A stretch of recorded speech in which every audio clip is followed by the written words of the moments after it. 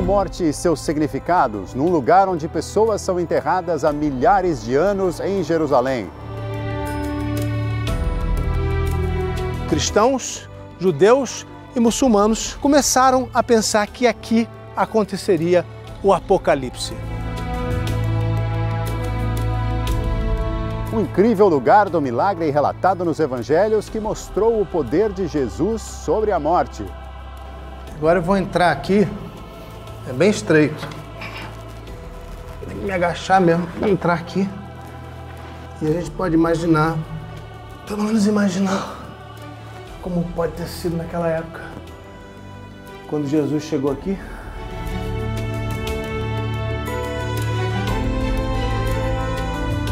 Enterro ou assunção ao céu? Os mistérios sobre o fim da vida da mãe de Jesus. Hoje, no Expedições ao Sagrado.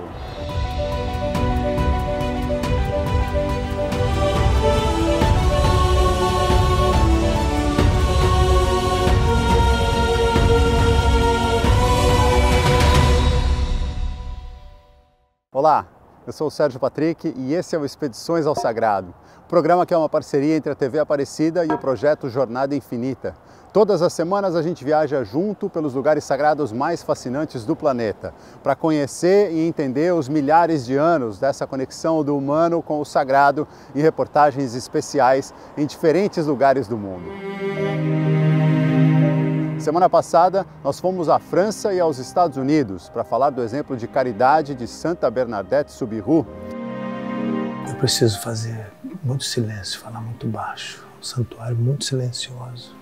As pessoas estão rezando diante do caixão de Bernadette Soubirous, que em realidade é um grande relicário, onde o corpo dela preservado é guardado com muito cuidado.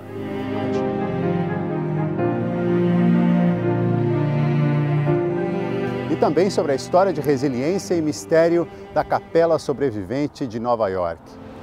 Eu estou a pouquíssimos metros de onde ficavam as torres gêmeas do World Trade Center, que foram derrubadas em 11 de setembro de 2001.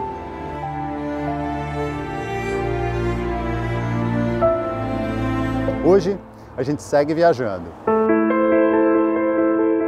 Um dos maiores mistérios da nossa existência está justamente no que acontece quando ela termina. E qual a relação do que a gente faz aqui com o que vem antes e depois? Por que a gente faz planos para quando a morte chegar? E por que a gente homenageia aqueles que já morreram? No programa de hoje, uma reflexão sobre a morte. Eu sei que muita gente não gosta de pensar sobre isso, mas é fato. A morte é a única certeza das nossas vidas. Mesmo que a gente não queira, a vida vai nos colocar frente a frente com essa questão em vários momentos. E quase todo mundo acaba pensando nisso de um jeito ou de outro. Se não for de forma voluntária, algum acontecimento ao longo da vida vai nos trazer o assunto. Nos últimos anos, por exemplo, a pandemia de Covid-19 trouxe essa reflexão à tona. Também esses grandes conflitos que a gente tem visto em países como Ucrânia e Israel, há uma perda de vida em larga escala em vários lugares do mundo. Diferentes religiões e culturas têm formas únicas de encarar esse tema tão importante. Algumas pessoas acreditam numa existência em outro plano depois da morte. Outras acreditam em reencarnação. Há ainda quem insista que a lembrança constante da mortalidade seja fundamental para uma verdadeira apreciação do que realmente importa na vida. Essa ideia considera que a consciência constante de que nossas vidas podem acabar a qualquer momento ajuda a fazer as coisas com mais propósito. Mas há quem não consiga ver essa sombra do fim da vida como uma coisa positiva. Em muitos momentos da história, seguidores de diferentes religiões acreditaram que morrer por uma causa seria uma forma de redenção ou salvação. Foi assim com os cruzados, por exemplo, cristãos que fizeram viagens muito perigosas para conquistar a Terra Santa. Jesus não falou diretamente da ideia de almas boas irem para o paraíso e ruins para o sofrimento eterno. Na mensagem de Jesus, o reino dos céus não estaria reservado para um determinado povo, mas disponível para todos aqueles que amassem a Deus sobre todas as coisas e que trabalhassem para o bem-estar comum. Como relatado no Evangelho de Mateus, Jesus destacou 2 mandamentos como os mais importantes: amar a Deus e amar ao próximo. E isso significava também ajudar aqueles que mais precisavam. Mas há nos evangelhos menções ao que ficou conhecido como a salvação e uma eternidade de sofrimento, ou alegrias de acordo com a vida levada na terra. O que deu à morte um significado não de fim, mas de transição, como num trecho do Evangelho de Mateus. Irão estes para o tormento eterno, mas os justos para a vida eterna. E também no Evangelho de João, porque Deus amou o mundo de tal maneira que deu o seu Filho unigênito, para que todo aquele que nele crê não pereça, mas tenha a vida eterna. Um dos maiores escritores da língua portuguesa em todos os tempos, José Saramago, convidou os leitores a pensarem num mundo sem a ameaça da morte. No livro Intermitências da Morte, de 2005, o autor cria uma história na qual a morte simplesmente para de acontecer, de um dia para o outro. Ao explorar essa ideia absurda, Saramago nos mostra que, apesar de a morte ser algo que não desejamos, a ausência dela provoca o caos e, em alguns dias, no caso do livro, problemas práticos como vagas em hospitais e até discussões filosóficas sobre o sentido da vida sem a finitude representada pela morte. Mais do que um mero processo biológico, a morte é um dos grandes mistérios da vida. E é sobre esse mistério que a gente vai falar no programa de hoje. A partir de agora, a gente viaja por lugares sagrados fascinantes, com histórias captadas durante expedições do projeto Jornada Infinita. As pessoas deixam bilhetes aqui fazendo pedidos. É simples de entender que num lugar onde aconteceu, conforme o Evangelho de João nos conta, o milagre mais impressionante de Jesus, as pessoas têm esperança de também realizar seus milagres pessoais aqui. E pedir é importante.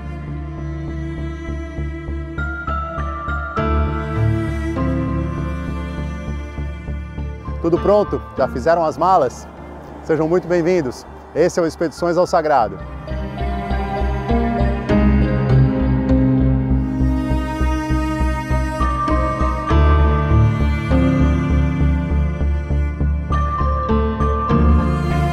A morte é conhecida como a grande niveladora.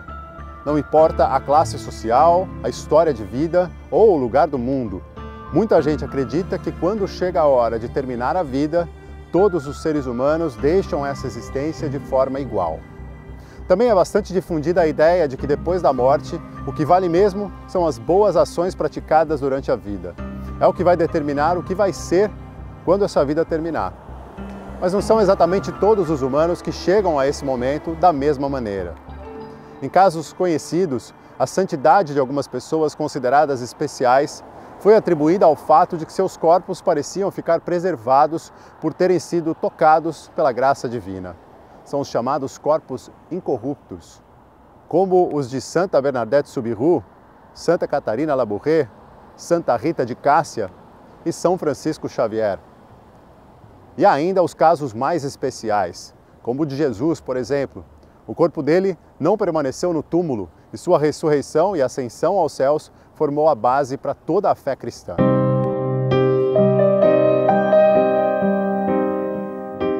E o de Maria, a mãe de Jesus?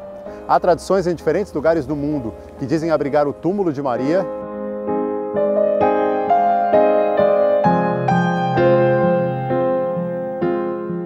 além de um local onde ela teria iniciado a dormição, um descanso eterno sem a morte. E há também o que se acredita ser o lugar de onde ela subiu aos céus.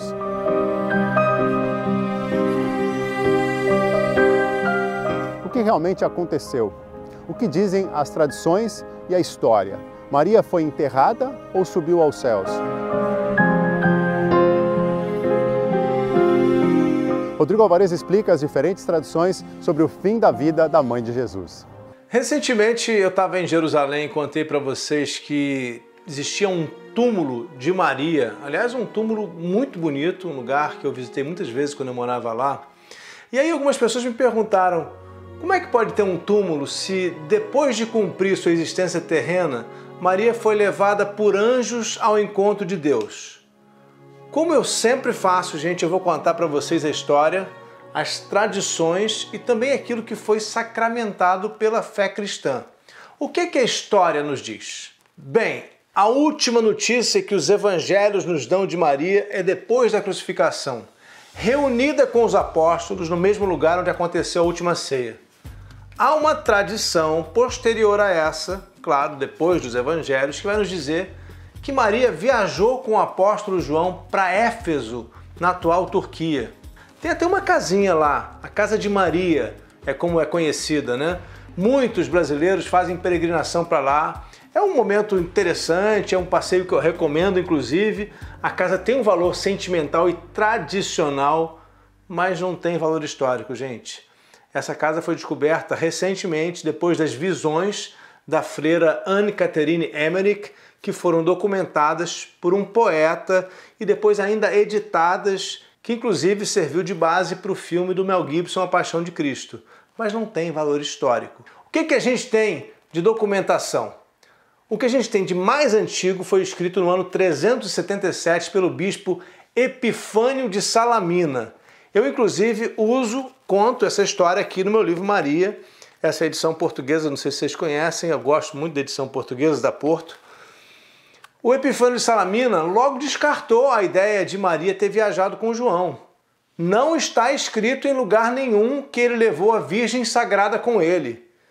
Pouco mais de 300 anos depois da crucificação, o Epifânio de Salamina disse que ninguém sabe ao certo se Maria morreu ou não. Olha que interessante isso. O bispo lembrou que as escrituras não falaram nada sobre a morte de Maria e chegou a sugerir que ela pudesse ter sido assassinada. Se isso era um rumor no tempo de Epifânio, eu estou falando aqui do século IV, faria muito sentido com o clima de terror político que existia no tempo de Jesus. Olha o que ele disse. O fim dela ninguém sabe. Ou a Santa Virgem morreu, ou foi queimada, ou foi morta, ou ainda está viva, já que nada é impossível para Deus. Sem contradizer esse relato de maneira condizente com o imaginário popular, um documento posterior chamado Trânsitos Maria, a Passagem de Maria, afirmou que os apóstolos estavam à volta do leito de morte da mãe do Mestre e que depois de 3 dias depois da morte, sua alma foi novamente unida a seu corpo e Maria foi levada aos céus. Quando os apóstolos viram a luz celestial que emanava de Jesus, caíram no chão e logo, ao lado de Jesus, os anjos subiram cantando e levando com eles o corpo de Maria. Não há menção à morte de Maria no Novo Testamento. É possível que, traumatizada pela perda do filho, Maria tenha sido amparada pelos apóstolos num primeiro momento e depois se recolhido para viver seus últimos dias. Alguns textos apócrifos do século VI e a tradição, que é muito forte no cristianismo oriental, apontam para o segundo sermão de São José de Damasco, que diz que os apóstolos, todos menos Tomé, foram transportados instantaneamente de diferentes partes do planeta no momento da morte da mãe de Jesus. E assim procederam com o enterro. No terceiro dia, ao abrir a sepultura para adoração, não teriam encontrado o corpo. A hipótese é pouco provável porque não há registro dela nos evangelhos. É difícil imaginar que os apóstolos, tendo vivido um momento tão marcante, não tivessem registrado nada nos evangelhos. A tradição grega fala ainda em dormição de Theotokos, que em grego significa a mãe de Deus. Segundo essa tradição, Maria teria sido poupada da punição da morte por ser livre do pecado original e falecido enquanto dormia, ou simplesmente teria tido uma morte sem sofrimento. É difícil saber se um dia a gente vai ter relatos precisos sobre os últimos dias e a morte de Maria.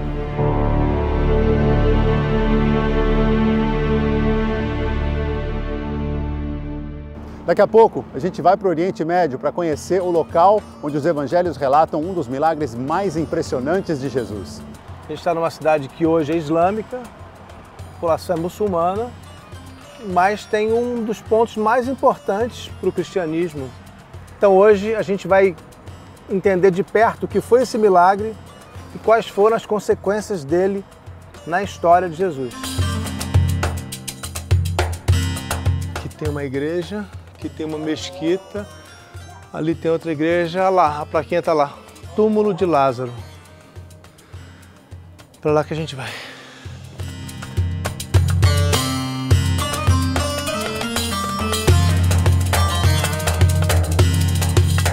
Expedições ao Sagrado volta em instantes. Papo de domingo, sempre às 3 da tarde, para falar sempre de um tema incrível sobre religião aqui no YouTube do Jornada. Estamos de volta com Expedições ao Sagrado. A morte parecia inevitável e invencível, até que os relatos do Evangelho de João revelaram que o poder de Jesus trouxe de volta à vida um amigo dele. Esse especial foi gravado em uma área palestina que não está na faixa de Gaza e algum tempo antes do conflito na região começar em outubro de 2023. A gente vai agora à antiga Betânia com o Rodrigo Alvarez para conhecer uma das mais espetaculares histórias dos evangelhos. É uma típica cidade palestina de área A, com moradores palestinos, controle civil e militar palestino. Aqui são os palestinos numa vila palestina. O Jornada Infinita nos trouxe hoje aqui até o vilarejo de El-Lazaria. Sugere alguma coisa o nome? El-Lazaria, Lázaro, o vilarejo de Lázaro. Ninguém tem dúvida de que esse é o lugar relatado no Evangelho de João como sendo o lugar do milagre da ressuscitação de Lázaro. A gente está numa cidade que hoje é islâmica, a população é muçulmana, mas tem um dos pontos mais importantes para o cristianismo. Então hoje a gente vai entender de perto o que foi esse milagre e quais foram as consequências dele na história de Jesus. Olha ali o meu nome ali, Alfares. Alvarez vem de Alfares. É um nome que, bom, o meu vem da Península Ibérica, é um nome de origem espanhola, mas a gente sabe que lá atrás tem uma origem árabe, que é o Cavaleiro Fares. Então meu nome significa o Cavaleiro. E é quase que um Silva, que é um nome muito comum aqui, né? É um nome que em todos os países árabes tem. Ainda que eu não me lembre, quer dizer, eu não tenha conhecimento de nenhum antepassado árabe na minha família. Ao contrário, eu tenho antepassados, descobri recentemente, tenho antepassados judeus na Península Ibérica que foram expulsos de lá durante a Inquisição. Tem uma vaguinha aqui bem na frente do vendedor de romã. Não é mal não, um bom começo. Romã significa prosperidade. I am Lazarus and the tomb up. You are Lazarus. Ishmak. اسمي محمود. Mahmoud. يا. Ishmak Al-Fares. الفارس. Al-Fares. هات لحطة الفارس أبو عمار. Agora tá aqui o verdadeiro Al-Fares, não estava dizendo para vocês? الفارس أبو عمار. هلا. Gente, Betânia é só para os turistas, tá vendo?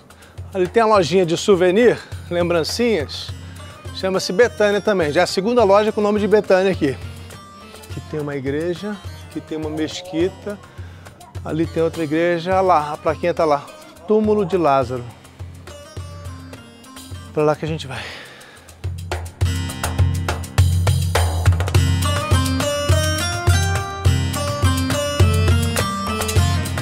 De novo aqui, ó, uma mensagem para os visitantes cristãos. Bem-vindos. Vejam, você vai encontrar aqui a semente de mostarda, a árvore da semente de mostarda, apenas em Betânia. Nardo, incenso, especiarias, mirra, acho que é óleo de mirra, pelo que está aparecendo aqui. É quase que um resumo de algumas cenas do Novo Testamento, de alguns momentos do Novo Testamento. Mas o que está me trazendo aqui fica dentro dessa pedra, atrás dessa pedra aqui. A primeira coisa que eu me lembro aqui é dos dizeres de Jesus no Evangelho de João. Temos ali Maria e sua irmã Marta. Algumas pessoas vão confundir essa Maria com Maria Madalena mais tarde, mas ela ficou conhecida como Maria de Betânia por causa do nome desse lugar. E Jesus diz, rolem a pedra, e entra no túmulo de Lázaro. A tradição aponta para cá. A gente sabe que nem sempre tradição e realidade histórica convergem. A gente sabe que as cidades foram sendo construídas uma em cima das outras. Então, quando a arqueologia chega aqui, é preciso ir retirando as camadas não quer dizer que a tumba era lá embaixo. A gente tem que imaginar que a cidade era mais baixa naquela época, por isso que eu estou descendo aqui também.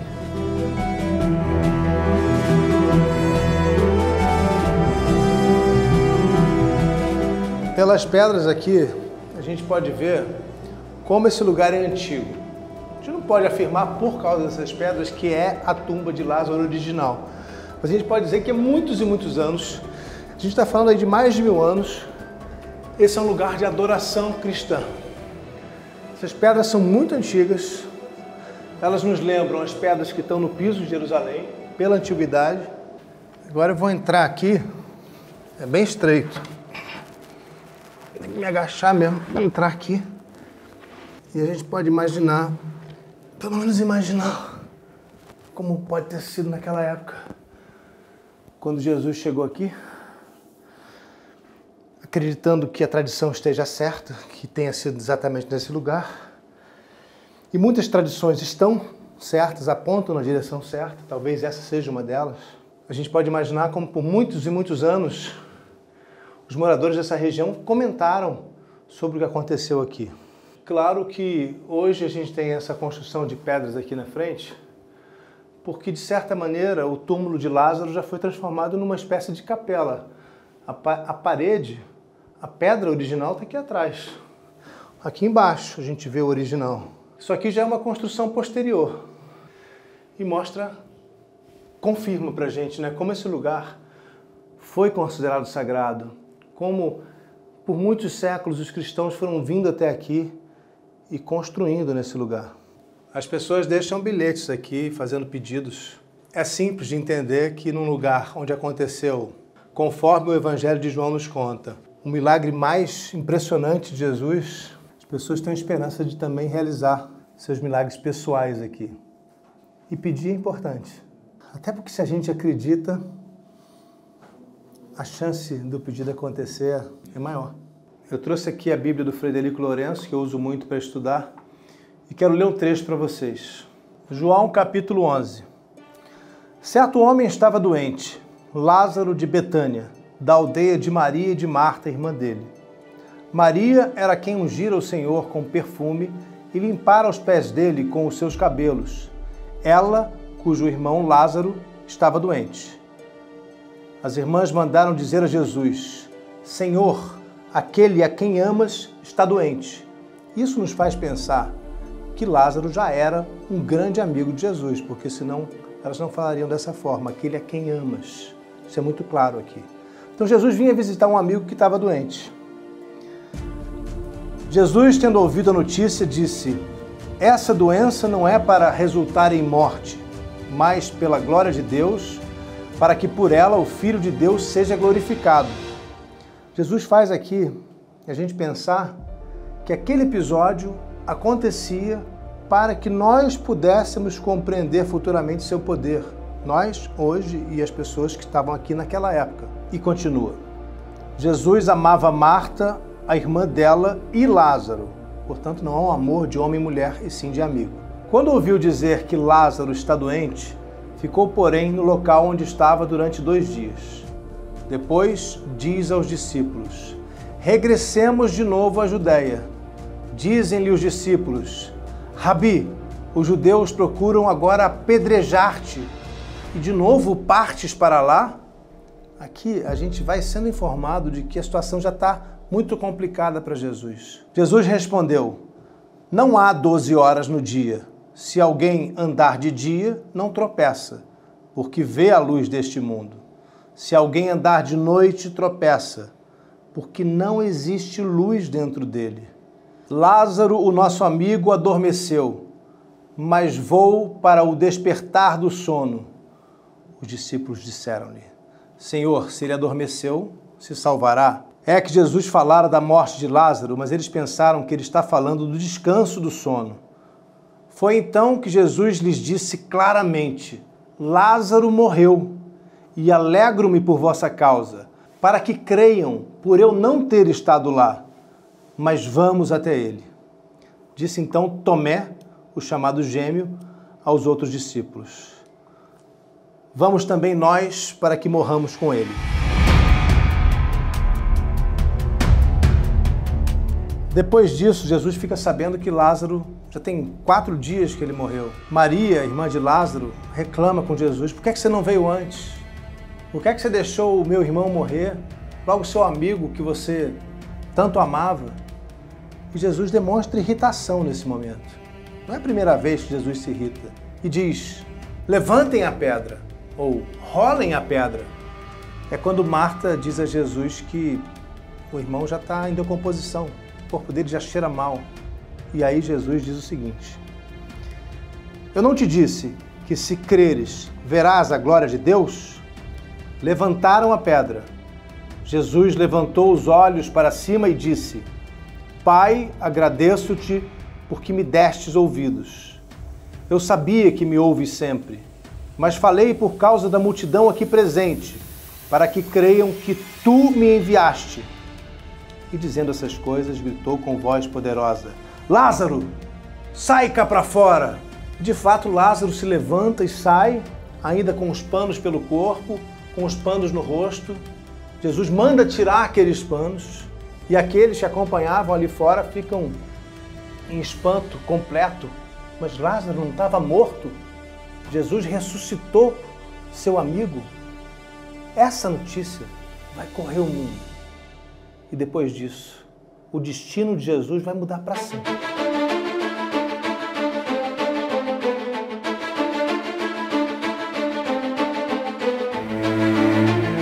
Esse milagre vai suscitar muito questionamento. É difícil para um não cristão acreditar nessa possibilidade de Jesus ter ressuscitado um homem, principalmente estando morto há 4 dias. Não existe na ciência nenhum caso de pessoa morta por 4 dias ressuscitar. Não é por acaso que esse milagre irritou os religiosos da época e que levanta muito questionamento dos céticos até hoje. É uma questão de cada um. A história nos conta uma parte, a tradição nos conta outra, tudo que está aqui gira em torno da tradição. O que é fé está aqui. O que a fé explica está no Novo Testamento.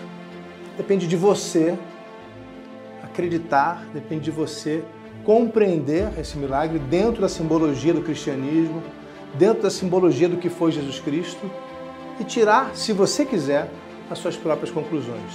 Ou apenas entender, apenas compreender o significado desse acontecimento nessa caverna do lugar que antigamente se chamava Betânia.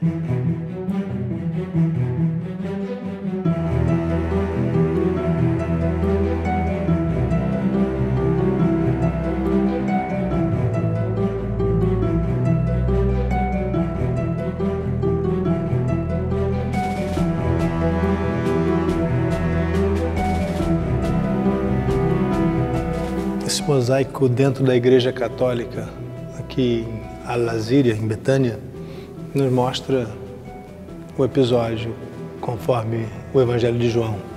Jesus, diante da entrada do túmulo, ele dá uma ordem para que abram a porta do túmulo. Claro que não era uma porta retangular como essa, a gente tem que imaginar uma pedra, provavelmente uma pedra redonda, rolando na entrada do túmulo.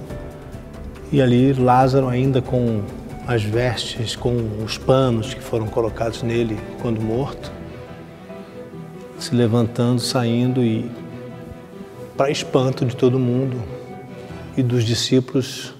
Bom, aqui nessa cena a gente vê os apóstolos. Eu posso imaginar que aquele seja Pedro, ainda que não tenha essa referência nos evangelhos sobre esse momento no Evangelho de João, a presença de Pedro ou dos apóstolos ali na porta.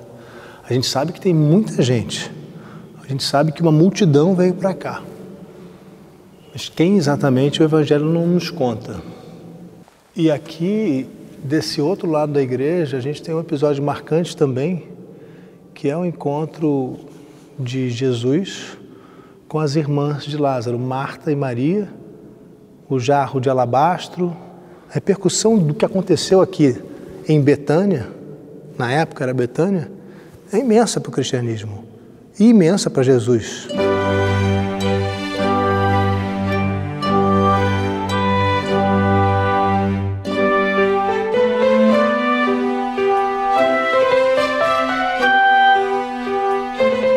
E é importante sempre saber o que diz a arqueologia.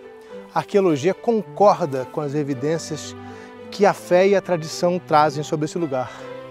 Foram feitas escavações aqui. E essas escavações comprovaram que esse lugar era de fato um local de enterros no século I, no Templo de Jesus. Ao longo de muitos séculos, a tradição foi só reforçada aqui.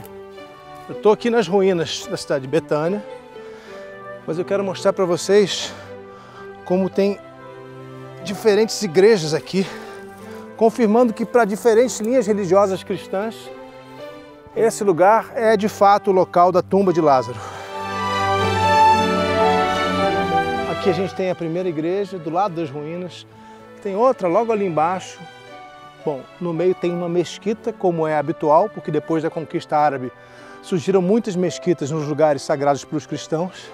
Isso também reforça que durante a Idade Média, esse lugar também era considerado um local de adoração e de peregrinação. E tudo isso reforça a tradição e a comprovação arqueológica sobre essa região ter tumbas daquela época, de que provavelmente foi aqui, ou eu diria mais ainda, certamente foi por essa área aqui o episódio da ressuscitação de Lázaro, conforme descrito no Evangelho de João. Hoje a gente tem uma cidade palestina, até grande aqui, vocês podem ver. É uma cidade com edifícios palestinos. É uma típica cidade palestina de área A, com moradores palestinos, controle civil e militar palestino. Aqui não tem controle israelense, aqui são os palestinos numa vila palestina. Que naquele tempo era Betânia, mas ninguém sabe mais, né? Vocês viram na entrada? Ninguém se lembra muito. Só nas lojinhas para os turistas, porque os turistas vêm procurando Betânia aqui e não encontram. Fico pensando como era antes, quando era Betânia aqui. Fecho os olhos, tentando imaginar Jesus vindo para cá, poucos dias antes de enfrentar tudo que ele vai enfrentar na Semana Santa.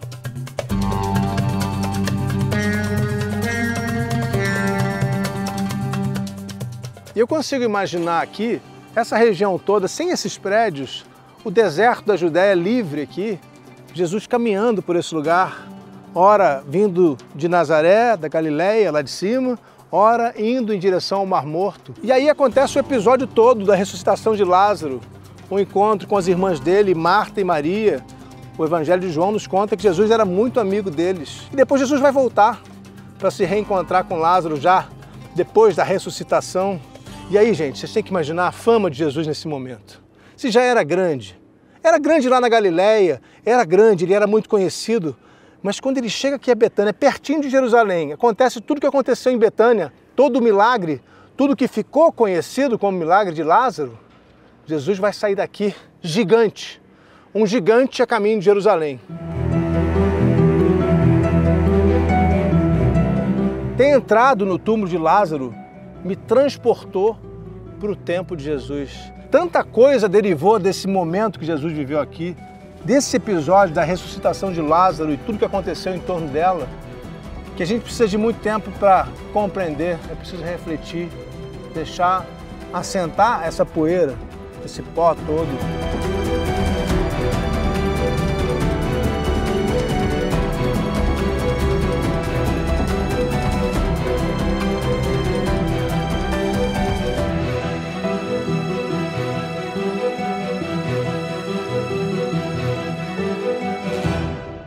O incrível milagre da ressuscitação de Lázaro deu outra dimensão ao poder de Jesus. Aquele acontecimento extraordinário mostrava uma força que ia além da morte física. No Evangelho de João, Jesus diz a Marta, irmã de Lázaro: "Eu sou a ressurreição e a vida. Quem crê em mim, ainda que esteja morto, viverá. E todo aquele que vive e que crê em mim, nunca morrerá. Crês tu isto?" perguntou Jesus. E como nos explicou o Rodrigo nesse especial, esse é um milagre que amplia a fama de Jesus e torna ainda mais difícil que ele siga o trabalho de pregação. A gente segue viajando e aprendendo mais sobre a morte aqui no Expedições ao Sagrado. Depois do intervalo, a gente vai para um lugar de descanso eterno há milhares de anos em Jerusalém, onde se acredita que será vivido um grande momento da história da humanidade. Se você quiser conhecer meu curso Jesus, a Luz da História, é só você entrar no rodrigoalvarez.site. Bem-vindos de volta ao Expedições ao Sagrado. A gente já viu no programa de hoje várias facetas da morte. E agora a gente vai para um lugar onde a morte está presente há milhares de anos.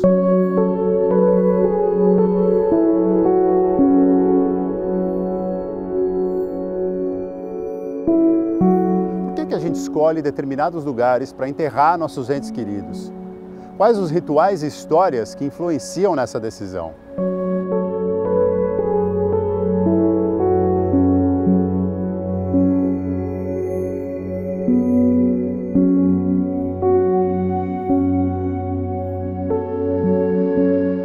História, tradição e muitas versões contam a história de um vale onde muitos acreditam será realizado o julgamento final.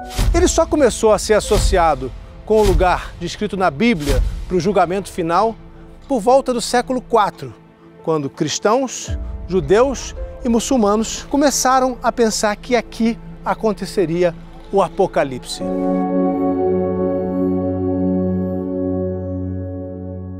A gente vai a Jerusalém para aprender mais com o Rodrigo Alvarez.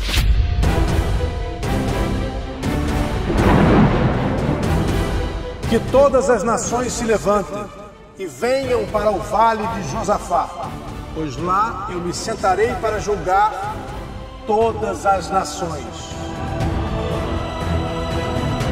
Esses versos são do capítulo 4 do livro de Joel e podem estar falando desse lugar onde eu estou aqui, o Vale do Cédron, também conhecido como Vale do Julgamento Final.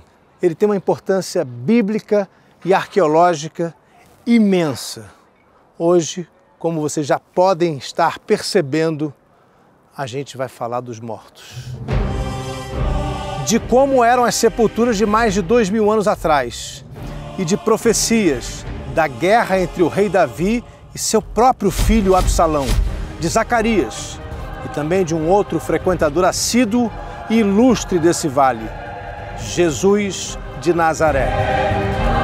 Esse vale, que é também um grande cemitério, já foi conhecido como o Vale da Torrente do Cédron, por causa das tempestades relâmpago que aconteciam no inverno. Ele só começou a ser associado com o lugar descrito na Bíblia para o julgamento final por volta do século IV, quando cristãos, judeus e muçulmanos começaram a pensar que aqui aconteceria o Apocalipse. Provavelmente porque desde os tempos dos reis de Judá, os judeus enterravam seus mortos aqui. Uma antiga tradição judaica nos diz que o Messias deveria chegar por aqui. Que ele passaria por aquele portão que os muçulmanos fecharam séculos atrás, o Portão Dourado. Por ali entraria em Jerusalém. Quando desceu do Monte das Oliveiras, montado num jumento, Jesus passou por esse vale. A tradição cristã nos conta que foi pelo Portão Dourado que Jesus entrou na Cidade Santa e assim cumpriu a antiga profecia. Ali na parte superior do vale fica a necrópole de Siloã, com túmulos ainda da época do primeiro templo, escavados na rocha, datados entre os séculos 9 e 7 a.C. E esse era um dos principais locais para o enterro dos judeus no período do Segundo Templo. Algumas dessas tumbas monumentais estão preservadas e foram usadas séculos mais tarde por peregrinos, viajantes, monges, eremitas. A gente está falando já do século III, até o século VII d.C. Quando a gente caminha por esse lugar, que fica muito perto aqui dos muros da cidade de Jerusalém e da cidade de Davi, onde um dia esteve o palácio do rei Davi, aqui atrás da gente, fica mais fácil entender por que ele foi associado com o julgamento final. Há muitos e muitos anos, milhares de anos, os judeus têm seus túmulos aqui. E a gente está aqui vendo agora alguns desses túmulos, alguns mais antigos, outros mais recentes, mas todos no Vale do Julgamento Final, onde muitos judeus ainda querem ser enterrados para chegarem primeiro à vida eterna. Um dos monumentos mais impressionantes aqui do Vale do Julgamento Final é esse aqui atrás, a tumba de Zacarias. Só que na verdade não é um túmulo não. A gente está aqui diante de uma escultura que foi esculpida na pedra. Isso me faz lembrar a cidade de Petra, na Jordânia, esculpida 12 mil anos atrás pelos nabateus. Esse monumento aqui tem milhares de anos, mas é mais recente. Agora, nada impede que um dia os arqueólogos encontrem aqui de fato um túmulo, o túmulo de Zacarias. Seja lá quem for esse Zacarias, porque ele não é o citado na Bíblia. Agora, eu estava aqui falando com vocês o tempo todo, você me dá conta que eu estou do lado de uma sepultura. Ainda que ninguém tenha certeza exatamente, porque não existe prova arqueológica, a tradição judaica afirma que esse túmulo, esse monumento associado a um túmulo que a gente não encontrou, pertenceria a Ben Yohaida, um homem que foi apedrejado no templo. Eu estou curioso para ver o que tem aqui atrás desse monumento impressionante aqui. A impressão que dá é que ele é até meio inacabado. Claro, atrás ninguém estava muito preocupado com o que ia aparecer, né? E aqui o paredão de onde saiu esse monumento.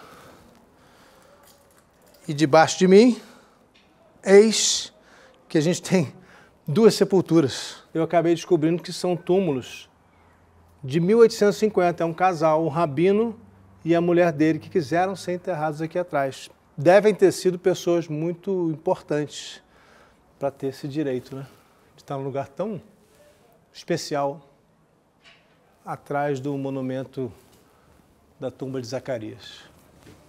Pesquisando, a gente pode fazer uma associação que muitos estudiosos fazem entre esse túmulo de Zacarias e o que está aqui em Mateus 23, quando Jesus está enfrentando os fariseus, logo depois que ele chama eles de raça de víboras.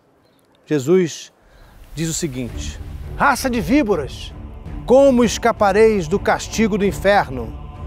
Vede, eu vos envio profetas, sábios, doutores. Matareis e crucificareis uns e açoitareis outros nas vossas sinagogas.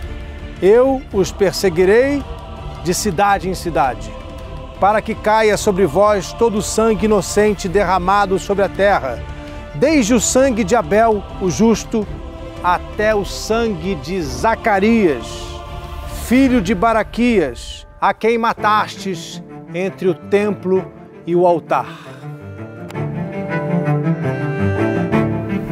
Existe essa hipótese também de que a tumba de Zacarias seja um monumento funerário que evoca um espírito, que os judeus dizem nefesh, o que pode se traduzir também como alma. Geralmente, esse tipo de monumento é colocado ao lado de uma sepultura. A família que possui essa sepultura pode ter morrido no cerco a Jerusalém no ano 70, quando o templo foi destruído pelos romanos. Os judeus, apesar de não terem sido formalmente banidos da cidade naquela época, não tinham mais seu lugar sagrado para rezar e vinham para cá, perto da tumba de Zacarias. A chamada tumba de Zacarias pode ser também só um monumento feito para adornar esses túmulos aqui atrás, que são de Bnei Rezir, dos filhos de Rezir, uma família muito rica que viveu aqui em Israel tempos atrás. A tumba de Bnei Rezir, na verdade, é uma câmara mortuária. Ali para dentro tem uma caverna com várias áreas para os túmulos, para os mortos. E só tinha uma câmara mortuária dessas, principalmente aqui no Vale de Cedron, um lugar tão importante, quem fosse muito rico. E um pouco mais ao norte, quando a gente vai em direção ao Jardim do Getsemane, a gente chega à tumba de Absalão. Mais uma estrutura impressionante do Vale do Julgamento Final.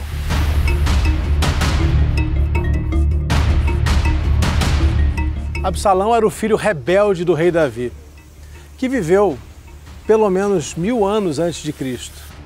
E a tradição atribui a tumba de Absalão, ou o pilar de Absalão, a esse filho de Davi, por causa de uma passagem do livro de Samuel. Ora, Absalão, quando ainda vivia, mandara erigir para si o monumento que se encontra no Vale do Rei, porque dizia: não tenho filhos para perpetuar a memória de meu nome. E deu o seu próprio nome ao monumento que se chama, ainda hoje, o Pilar de Absalão, que seria esse monumento aqui.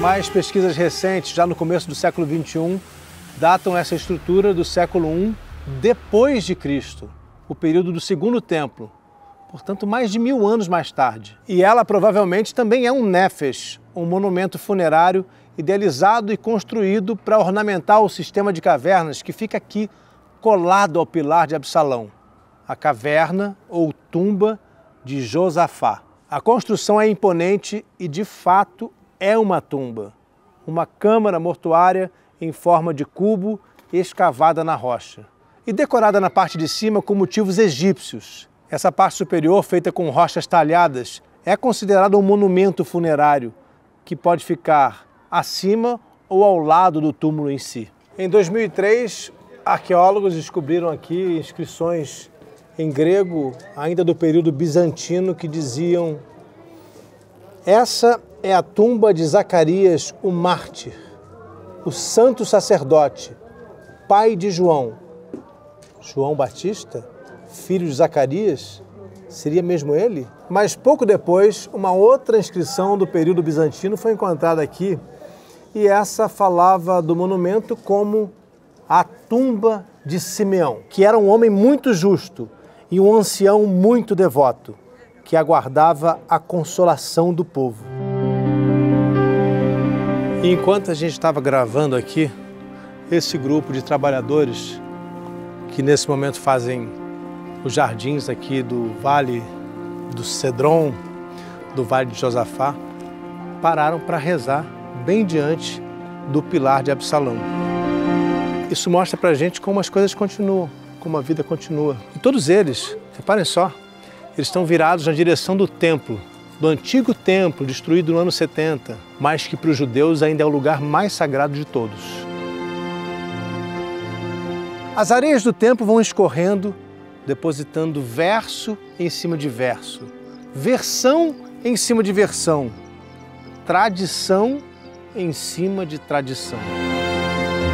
O que a gente conclui de tantas histórias conflitantes sobre a origem desse monumento é que durante o período bizantino, os primeiros cristãos que cuidavam dessa região associaram outras interpretações a esses túmulos judaicos do período do Segundo Templo aqui no Vale do Cedron. Mas o certo é que esse tesouro histórico e arqueológico continua sendo conhecido pelo nome de Absalão, o filho rebelde que travou uma guerra contra o pai, o rei Davi, e o fez cruzar aqui o Vale do Cedron chorando de pés descalços. Talvez por isso, durante séculos, era costume entre judeus, cristãos e muçulmanos que passavam por aqui atirar pedras no monumento. E as crianças levadas e desobedientes eram trazidas aqui para ver de perto o triste fim de um filho rebelde.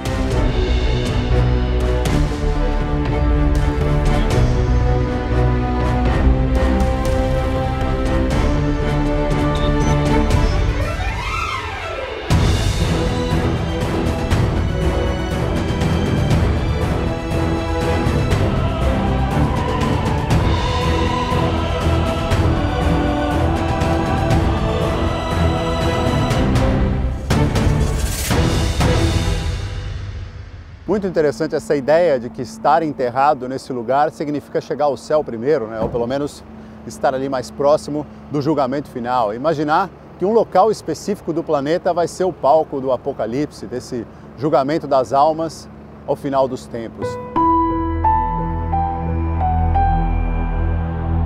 Embora seja uma noção já ultrapassada para muita gente, a importância histórica e religiosa dessa área é incrível. O Vale do Cedron faz a gente refletir sobre a morte e a importância que os humanos dão para o local de descanso dos seus entes queridos. E isso acontece há milhares de anos. E debaixo de mim, eis que a gente tem 2 sepulturas. Eu acabei descobrindo que são túmulos de 1850. É um casal, um rabino e a mulher dele, que quiseram ser enterrados aqui atrás. Devem ter sido pessoas muito importantes para ter esse direito, né? De estar num lugar tão especial.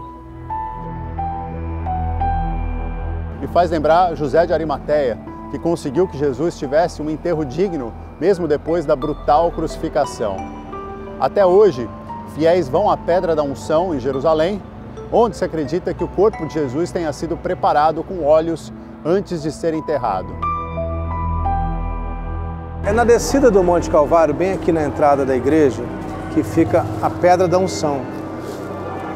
As As pessoas vêm até aqui e querem tocar nessa pedra, porque a tradição nos conta que foi aqui que o corpo de Jesus foi colocado por José de Arimateia, Nicodemos e outros discípulos, depois que ele foi retirado da cruz. A tradição de colocar a mão aqui na pedra para tocar o corpo de Jesus, para se sentir perto do corpo de Jesus, vem do tempo das cruzadas, quando os cristãos vieram da Europa reconquistar Jerusalém, que tinha sido destruída durante a conquista árabe. Isso aconteceu na Idade Média, no final do século XI. Mas essa pedra aqui, onde eu estou tocando agora, onde todo mundo quer tocar, ela só está nesse lugar desde a reforma da Basílica do Santo Sepulcro em 1810.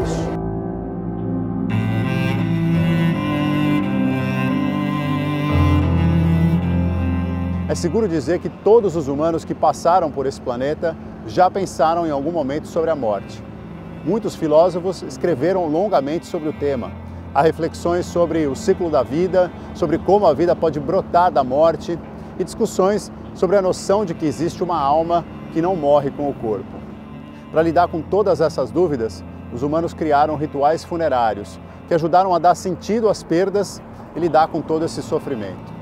Esses rituais normalmente têm como objetivo homenagear quem partiu e amenizar a dor para as pessoas mais próximas do falecido e também para a comunidade lidar com o luto. São reuniões, músicas, orações e até construções como mausoléus e pirâmides, que são alguns dos exemplos do que os humanos já fizeram e continuam fazendo para honrar aqueles que morreram. Nas pirâmides, inclusive, os egípcios enterravam seus faraós com objetos pessoais, numa clara demonstração de que acreditavam que esses itens seriam usados numa vida após a morte. No Evangelho de Mateus, Jesus fala aos seus apóstolos e deixa algumas das ideias sobre os conceitos de corpo e alma e o significado da morte. E não temais os que matam o corpo e não podem matar a alma. Temei antes aquele que pode fazer parecer no inferno a alma e o corpo. A gente vai continuar viajando para aprender com esses lugares incríveis que o Rodrigo visita pelo mundo todas as semanas. Semana que vem tem mais expedições ao sagrado e a gente se vê. Obrigado pela companhia. Fique em paz.